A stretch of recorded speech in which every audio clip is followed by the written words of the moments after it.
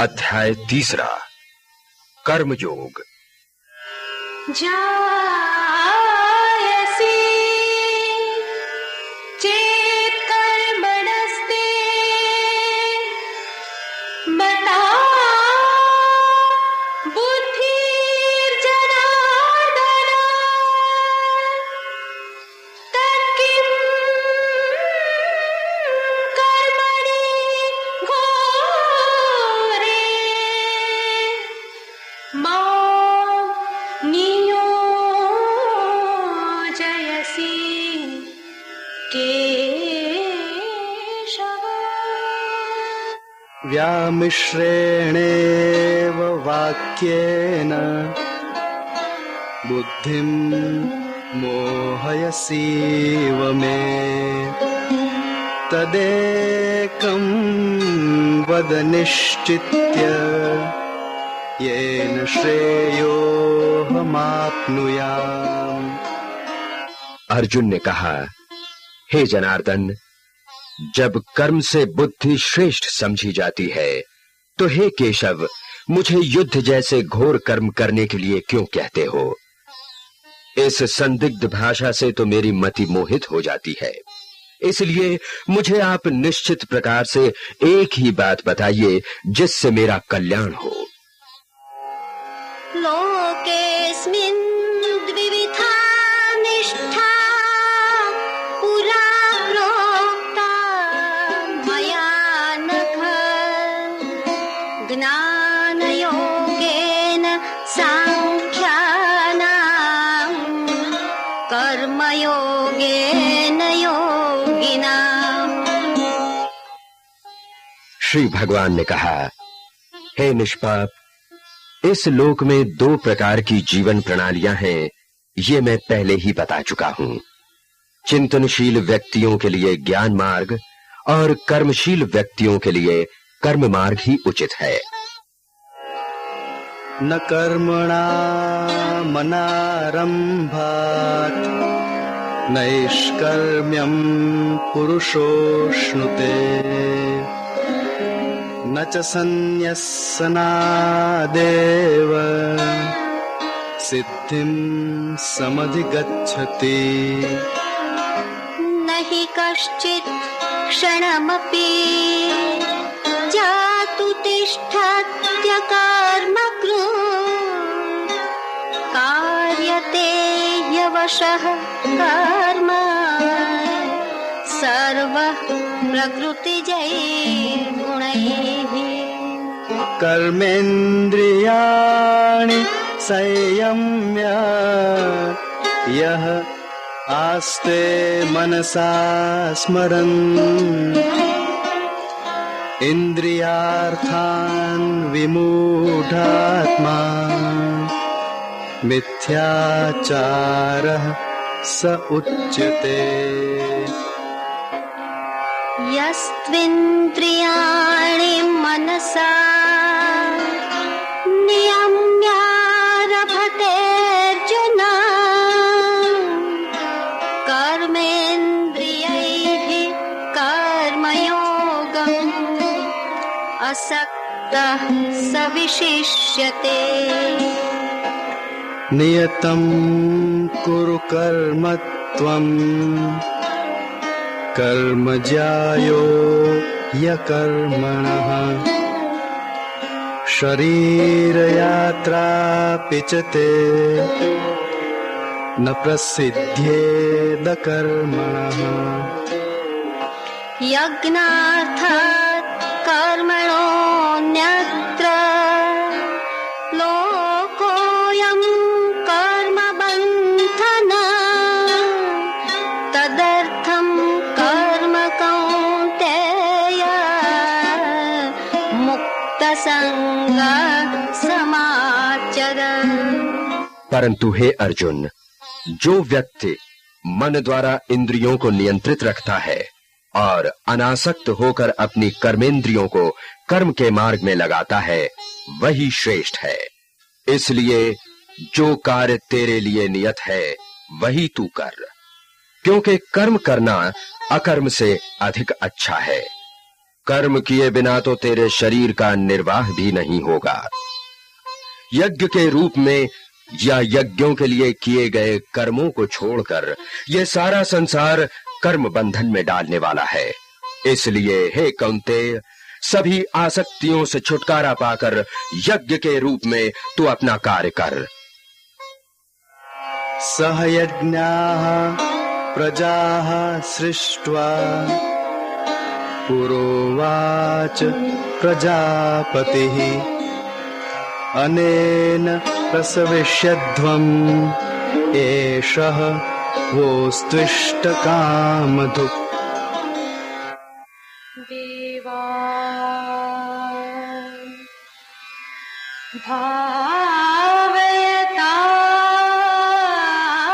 भावयतानेन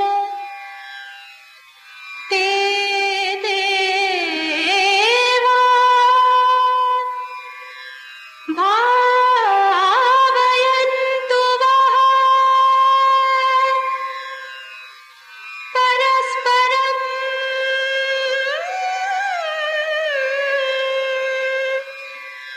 भावयन्तः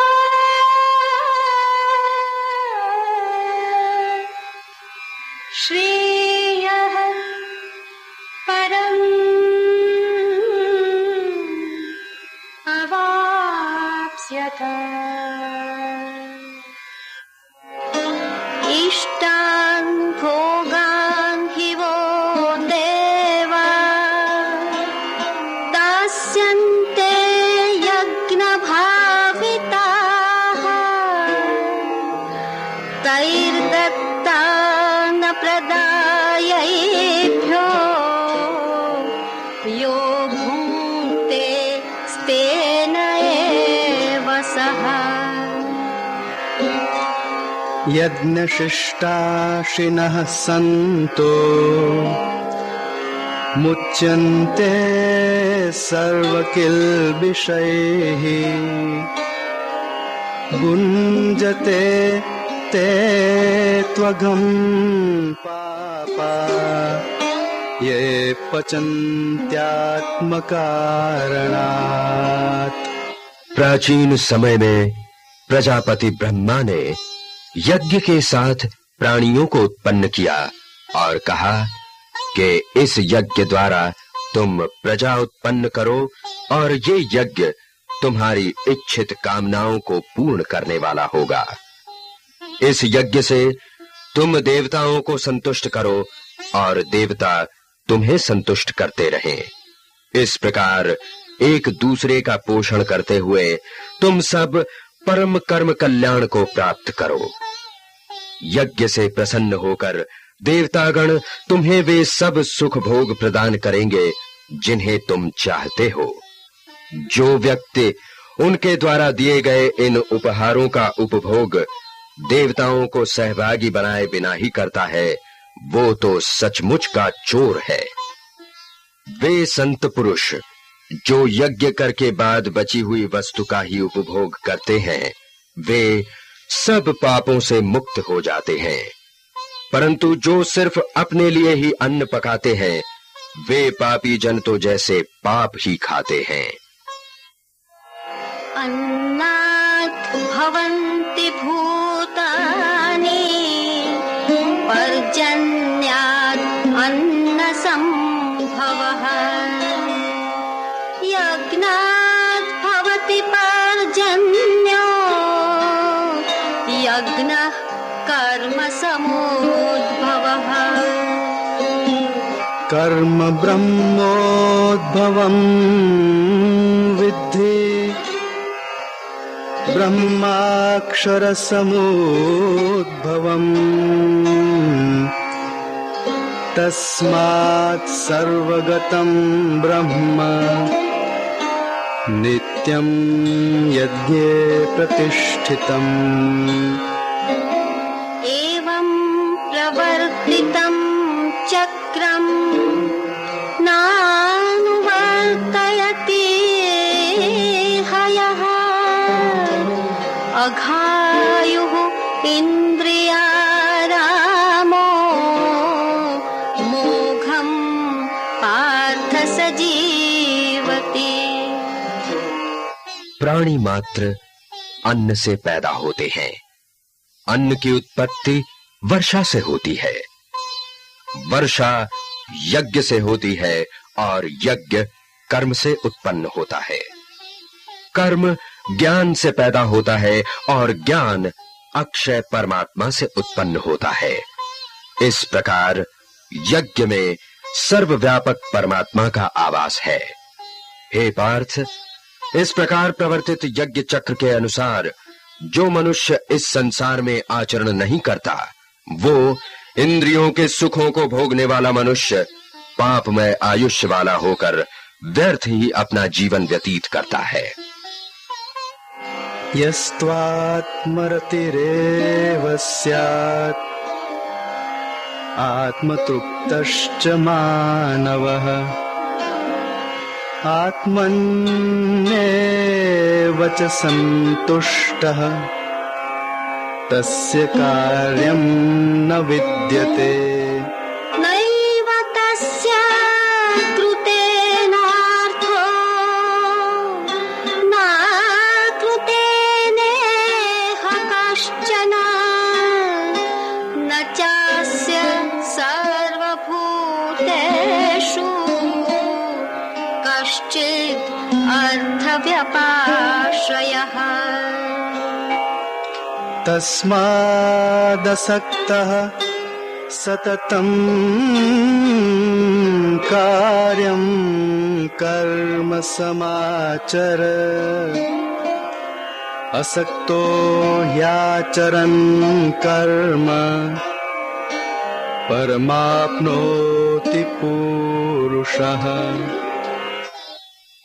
परंतु जो मनुष्य केवल आत्मा में ही आनंद मनाता है, जो आत्मा से संतुष्ट है और जो आत्मा से ही तृप्त है, उसके लिए कोई कर्तव्य नहीं रह जाता। उसका कर्म करने में जैसे कोई स्वार्थ नहीं रहता, वैसे ही कर्म न करने में भी स्वार्थ नहीं होता। उसी प्रकार अन्य प्राणियों से भी उसका संबंध स्वार्थ का नहीं होता। इसलिए तू संग रहित बनकर निरंतर कर्तव्य कर्म करता रहे। आसक्ति को त्याग कर कर्म करने वाला मनुष्य ही परम पद को प्राप्त करता है। कर्मणैव हि संसिद्धिम् आस्थिता जनकादयः लोकसंग्रहमेवापि सम्पश्यन् कर्तुमर्हसि। जनक राजा और अन्य ज्ञानी जन कर्म द्वारा ही पूर्णता तक पहुंचे थे। तुझे भी संसार को बनाए रखने के लिए कर्म करना चाहिए। यद्यदाचरति श्रेष्ठः तत्तदेवेतरो जनः स यत्प्रमाणम् कुरुते लोकस्तदनुवर्तते। न मे पार्थास्ति कर्तव्यम् त्रिषु लोकेषु किञ्चन नानावाप्तमवाप्तव्यम् वर्त एव च कर्मणि। यदि ह्यहं न वर्तेयम् जातु कर्मण्यतन्द्रितः मम वर्त्मानुवर्तन्ते मनुष्याः पार्थ सर्वशः। उत्सीदेयुः इमे लोकाः न कुर्यां कर्म चेदहम् संकरस्य च कर्ता स्याम् उपहन्याम् इमाः प्रजाः। श्रेष्ठ मनुष्य के आचरण का अनुकरण सामान्य लोग भी करते हैं। वो जैसा आदर्श उपस्थित करता है उसी का अनुगमन लोग करते हैं। हे पार्थ, वैसे तो तीनों ही लोक में मुझे करने के लिए कोई भी कर्तव्य रहा नहीं तथा कोई अप्राप्य वस्तु भी प्राप्त करना नहीं रह गया, फिर भी मैं कर्म तो करता ही रहता हूं। यदि मैं आलस का त्याग करके सदा कर्म में जुटा रहूं तो हे पार्थ, सब लोग हर प्रकार से मेरे ही मार्ग का अनुसरण करेंगे, और अगर मैं कर्म करना छोड़ दूं तब तो ये तीनों लोग नष्ट भ्रष्ट हो जाएंगे। मैं शंकर को उत्पन्न करने वाला बनूं और इस प्रकार इन प्रजाओं का विनाश ही कर बैठूं। सक्ताः कर्मण्य विद्वांसो यथा कुर्वन्ति भारत कुर्यान् विद्वांस तथा सक्ताः चिकीर्षुर्लोकसंग्रहम्। न बुद्धिभेदम् जनयेद ज्ञानात् कर्मसंगिनो जोषयेत् सर्वकर्माणि विद्वान् युक्तः समाचरन्। हे भारत, अज्ञानी जन जैसे आसक्ति के साथ कर्म करते हैं, वैसे ही केवल लोक संग्रह करने की इच्छा रखने वाले विद्वान आसक्ति छोड़कर कर्म करें। इन विद्वान पुरुषों को चाहिए कि कर्म में आसक्ति रखने वाले अज्ञानी लोगों की बुद्धि को कदापि विचलित या भ्रमित न करें, किंतु स्वयं समत्व बुद्धि योग का आचरण करते हुए उन लोगों के पास सारे कर्म प्रीति के साथ करवाएं। प्रकृतेः क्रियमाणानि गुणैः कर्माणि सर्वशः अहंकार विमूढात्मा कर्ताहम् इति मन्यते। तत्त्ववित्तु महाबाहो गुणकर्म विभागयोः गुणाः गुणेषु वर्तन्ते इति मत्वा न सज्जते। प्रकृते गुणसम्मूढाः सञ्जन्ते गुणकर्मसु तान् अकृत्स्नविदो मन्दान् कृत्स्नविन्न विचालये। वस्तुतः जबकि सब प्रकार के कार्य प्रकृति के गुणों द्वारा किए जा रहे हैं, अहंकार से मूढ़ मति मनुष्य मैं करता हूं ऐसा मान लेता है। परंतु हे महाबाहु, गुण विभाग तथा कर्म विभाग के भेदों व तत्वों को जानने वाला मनुष्य गुण ही गुणों में कार्य करते हैं ऐसा मानकर कर्म में आसक्त नहीं होता। जो लोग प्रकृति के गुणों के कारण भ्रांति में पड़ जाते हैं, वे ही उन गुणों के द्वारा उत्पन्न हुए कर्मों में आसक्त होते हैं। ऐसे अज्ञानी व मंद बुद्धि वाले लोग ज्ञानी पुरुष को विचलित नहीं कर पाते। मयि सर्वाणि कर्माणि सन्न्यस्याध्यात्मचेतसा निराशीर्निर्ममो भूत्वा युध्यस्व विगतज्वरः। इसलिए तू मुझ में आध्यात्म चित्त से सर्व कर्मों का समर्पण करके आशा रहित, ममता रहित व उद्वेग रहित होकर युद्ध कर। ये मे मतम इदं नित्यम् अनुतिष्ठन्ति मानवाः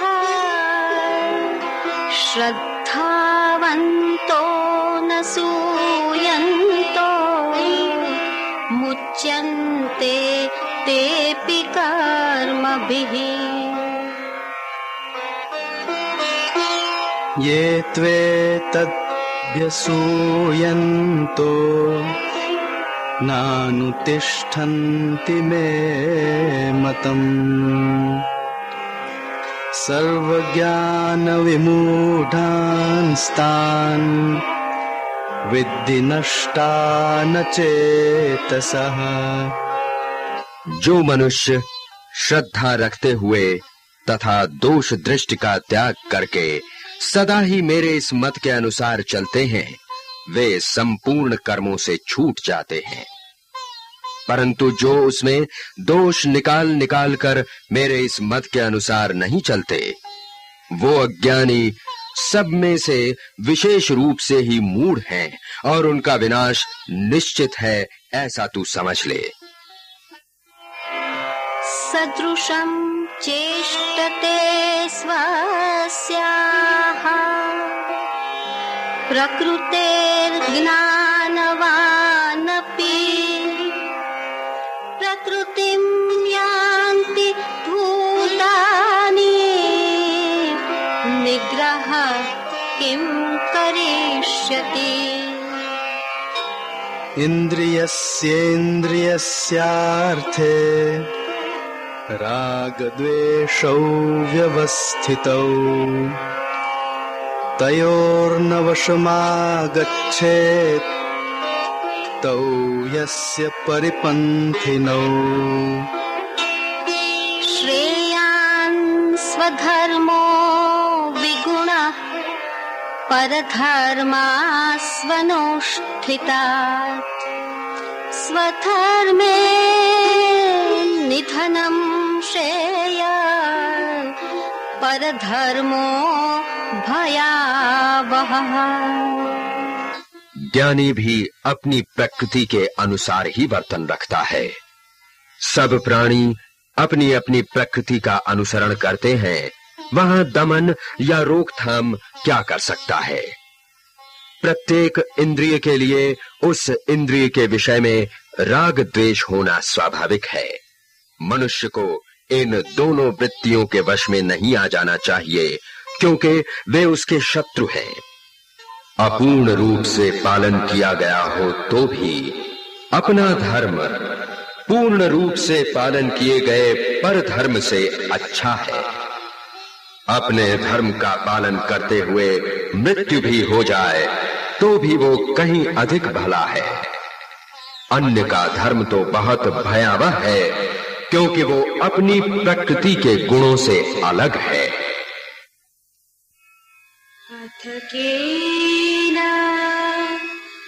प्रयुक्तो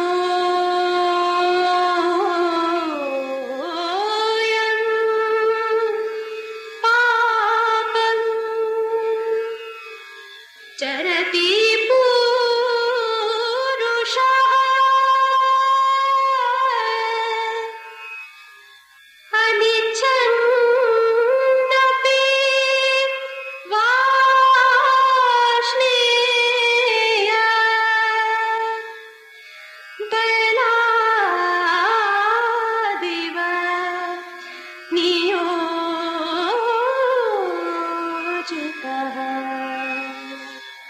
अर्जुन ने कहा, हे वार्ष्णेय कृष्ण, अब ये बताइए कि किसकी प्रेरणा से मनुष्य इच्छा न होते हुए भी बलपूर्वक पाप का आचरण करता है। काम एषः क्रोध क्रोध एषः रजोगुणसमुद्भवः महाशनो महापाप्मा विद्येनमिह वैरिणम् धूमेनाव्रियते वह्नि यथा दर्शो मलेन च यथोल्बेनावृतो गर्भः तथा तेनेदमावृतम् आवृतं ज्ञानमेतेन ज्ञानिनो नित्यवैरिणा कामरूपेण कौन्तेय दुष्पूरेणानलेन च इन्द्रियाणि मनोबुद्धिः अस्याधिष्ठानमुच्यते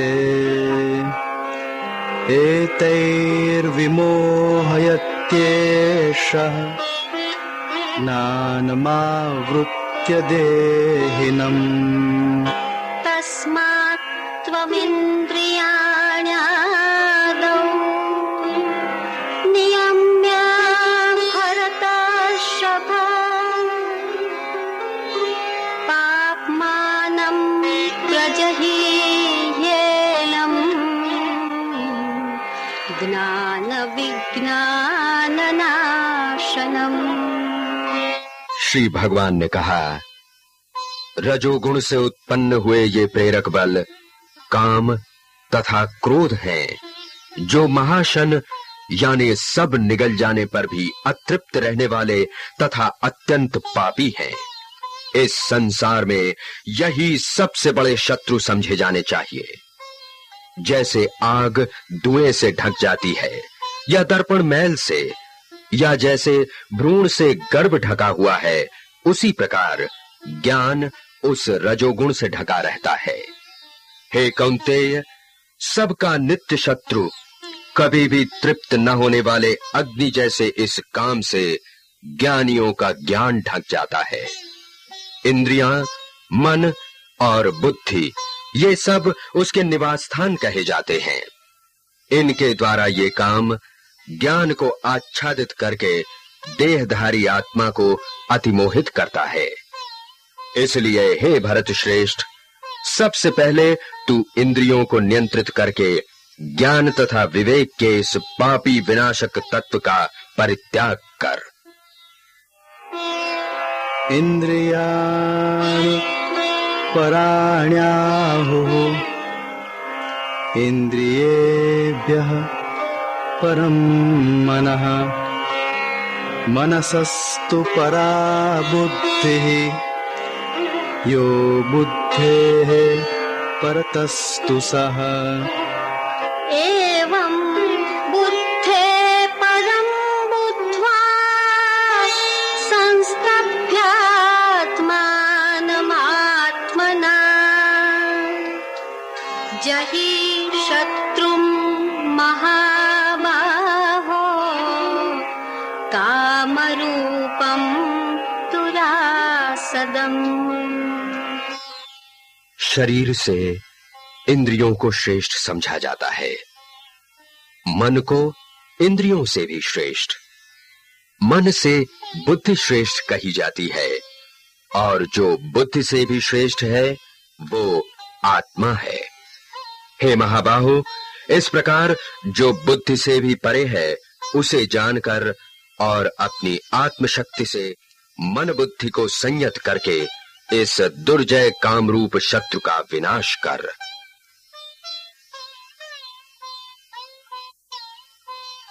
इति श्रीमद्भगवद्गीतासु उपनिषत्सु ब्रह्म विद्यायाम योग शास्त्रे श्री कृष्णार्जुन संवादे कर्म योगो नाम तृतीयोऽध्यायः।